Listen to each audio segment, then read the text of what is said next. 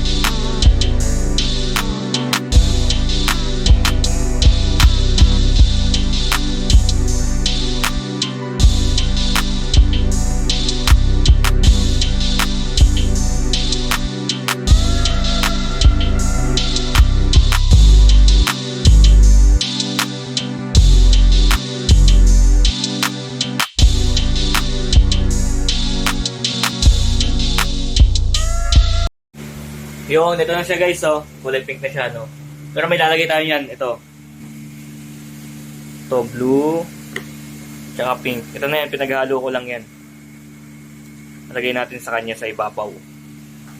Yan, tingnan natin kung babagay, no? Sa kulay pink. Let's go!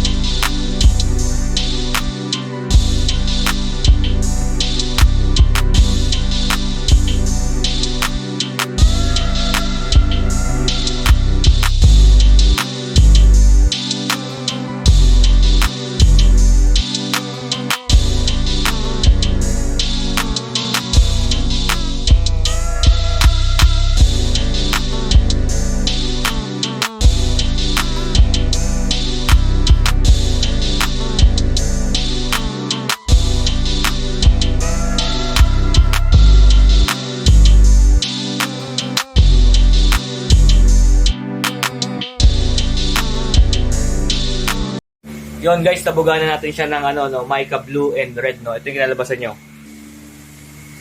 Yan, no. Pink siya pero sa ibang angle nagba-violet, no.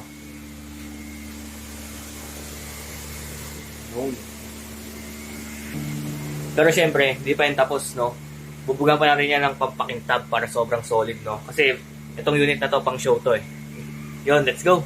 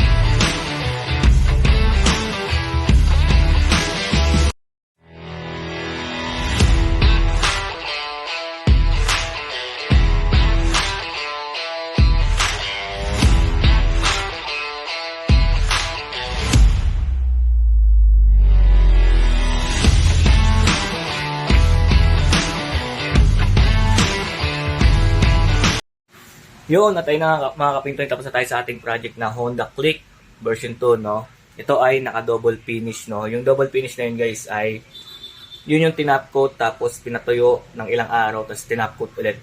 Kaya sobrang kintab nito, guys, kung makikita nyo sa personal. Kasi ang unit na to ay pang motor show, kaya kailangan talaga sobrang solid, sobrang kintab, sobrang dulas, no? Kaya, ayun, salamat sa may-ari nito, no, na si Jerome Tejero, no? Salamat, boss. At ang grupo nito ay Jome Thai Garage. Makikita nyo to sa motor show, lalong-lalo lang ngayong motor show na gaganapin sa Sports Complex Bagumbong, no? Pag pumunta kayo, guys, makikita nyo to. At salamat din sa mga tropa na patuloy na nagtitiwala, patuloy na sumusuporta, at patuloy na nag-share ng mga videos at mga post ko, no, sa Papa Ming Paintworks, no? Maraming salamat po, at ito lang po ang location namin sa mga nagtatanong. Sa Phase 3 Bagong Silang, malapit po sa Bagong Silang High School, no? PM lang kayo sa page sa Papa Ming Paintworks, no? Maraming salamat, guys. At sa mga gustong sumubok, ito masasabi ko sa inyo. Buwakan mo na! Tumesting ka!